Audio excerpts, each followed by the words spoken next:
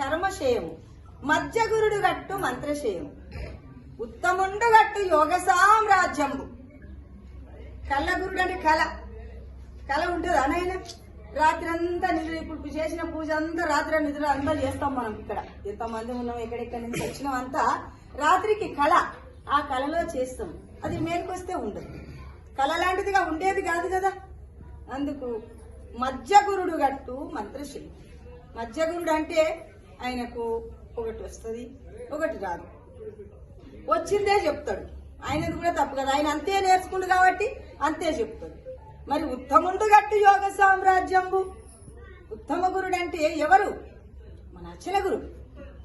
సాంఖ్యము, తారకము, అమనస్కము, మహావాక్య విచారణ, అచల పరిపూర్ణ బోధ చెప్పగలడు, గట్టిగా దృఢపరచగలడు.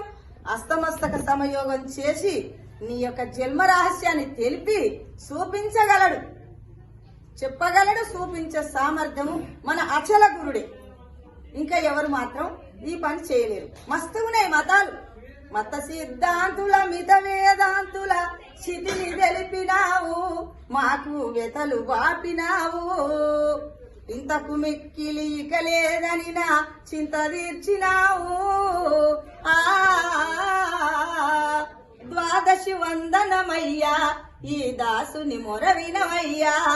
శరణంటిని మాయయ్యా, శరణార్థిని నన్ను బ్రోవయ్యా. ఇంకేమేం చేసినాం మనం? అకెరలేని మొక్కులు మొక్కి వలలో జిక్కాము. ఏమేం మొక్కులు మొక్కినాం? అయ్యా నాకు అది కలగాలి, నాకు ఇది కలగాలి, ధనము, రాజ్యము, డబ్బు, మరి సంతానం మంచిగా ఉండాలి, మరి మా పంట బాగా ఉండాలి, నేను ఇంకా భూములు కొనాలి, రాజ్యాలు కొనాలి, ఏంటివేంటివో చేసి అక్కెరలేని మొక్కులు మొక్కి వలలో జిక్కాము. శిలలకు వశమైపోయాము.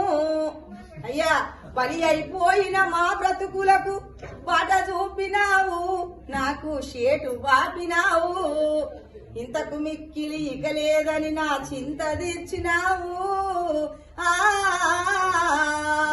ద్వాదశి వందనమయ్యా, ఈ దాసుని మొర వినవయ్యా.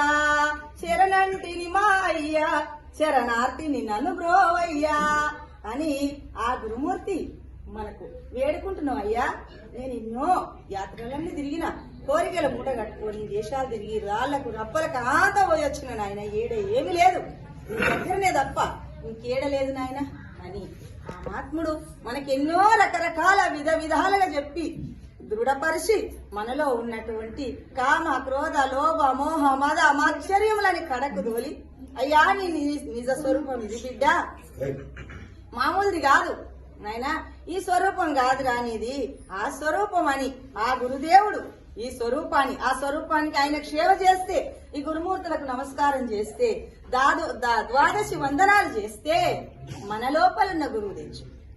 ఇది చిల్లి కుండ నిండా నీళ్లున్నాయి నాయన, కుండకు చిల్లుంది. ఎప్పటికైనా ఇది పోవలసింది, ఇది ఉండేది కాదు. ఉన్నప్పుడే తెలుసుకో, నీ జన్మరహితం చేసుకో. నీవెవరు, నువ్వెక్కడి నుంచి వచ్చినావు, అసలు నీ స్వస్థానం ఏంటి, ఇదేనా ఇంకేమన్నా ఉందా అని గురువు తప్ప ఎవరు చెప్పరు కొడుక. అచల గురుడు గనుడు, ఇంకా ఎవరు గనులు కారు. ఏ దేవుడు ఏం చేయడు. తిరుపతి పోతాం, ఒక్కొక్క అమ్మ అయితే నేను కూడా పోయిన కొడుకు, 8 ఏళ్ళు పోయినా ఏమీ లేదు. ఏమన్నా ఉందంటే ఏమీ లేదు, ఉత్తదే ఒళ్ళు నాజాని ఇల్లు నాజాని. చలికి సంక్రాంతి ముందర పోయమ్మో చల్లనీళ్ళ మునిగితే ఎంతమంది మునిగిరో పోయి అలా మునుగుతాం మనం. అందుకు ఏమన్నా ఎన్ని మడిగట్టుకుంటాం, చల్లనీళ్ళ స్నానం చేసుకొని మడిగట్టుకొని కొబ్బరికాయ తీసుకొని పూలు తీసుకొని మరి అగరొత్తులు తీసుకొని అక్కడ అర్చన చేపిస్తాం. మరి ఎన్నెన్నో చేసి నైవేద్యం పెడతాం. తింటాడా బిడ్డ? ఎవరన్నా చూసిండ్రా ఏదైనా గింత? మరి మన గురువు మనం ఏదంటూ పెట్టినా మనం తినేది గురు ప్రసాదం. ఇప్పటిదాకా వాడిండ్రు గురు ప్రసాదము గుణాతీతం. బాగున్నావా నాయన? బిడ్డ జన్మరహితం చేసుకోరా, ఈ మానవ జన్మ రాదు కొడుక. 84 లక్షల జీవోపాధులు ఎందుకు పుట్టి గిట్టిన తర్వాత లాస్ట్ కడసారి జన్మ వచ్చింది కానీ దాన్ని వృధా చేసుకోకు నాయన. నీవెవరో తెలుసుకో, ఈ జన్మ రహితం చేసేది నేను ఒక మంత్రం చెప్తా బిడ్డ అని చెప్పిండు. మరి వెంకటేశ్వర్లు ముఖ్యమా, మన గురువు గారు ముఖ్యమా నాయన? మన గురువు గారే కదా. మరి ఎట్లా పోల్చాలి, ఎట్లా తీర్చుకోవాలి గురువు రుణం? గురువు రుణం తీర్చుకుంటామా? తీర్చుకోలేం.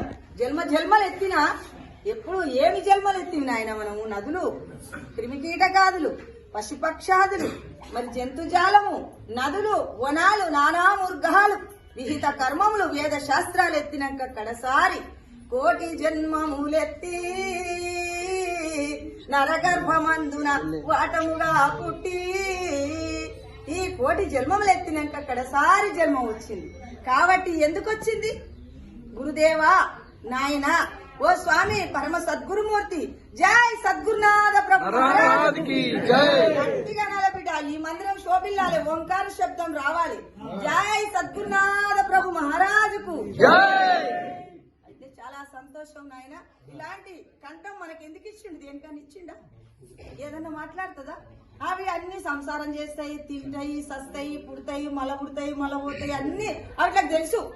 ఆకలి తప్పులు వాటికి తెలుసు, సావు పుట్టుక వాటికి తెలుసు, అన్ని తెలుసు. ఒక్క మనకొక్కటే గురుమూర్తి ఇక్కడ వైఖరి పలుకులు వలిగేటందుకు జీవుడు ఈశ్వరుని పెట్టిండి కలిపి. అందుకు దీన్ని వృధా చేసుకోకుండా గురునామ స్మరణ, హరినామ స్మరణ మనం అందరం చేద్దామని ఈ రకంగా ఈ అవకాశం ఇచ్చినటువంటి పెద్దలకు, అధ్యక్షుల వరకు మీకందరికి నా ద్వాదశి వందనాలు నాయన. జై సద్గురునాథ. అయ్యా ఎక్కడ తిరిగి నాయ ఓయమ్మో నాకు మస్తు బాధ అనిపించింది నాయన. స్వామి బాగా తిరిగిండు, నాకు అసలు మనమని తీసుకొని వచ్చిండు 2 సార్లు నాయన. స్వామి గల్లీలున్నాయి. ఏ వినాయకుని కనుక చేర్పిడ వినాయకుని పోయిండు. ఎంత సీట్ వచ్చినాక మొదగాలంతా తిరిగి వచ్చిండు. స్వామి అయ్యా స్వామి ఈ అవకాశం ఇచ్చిన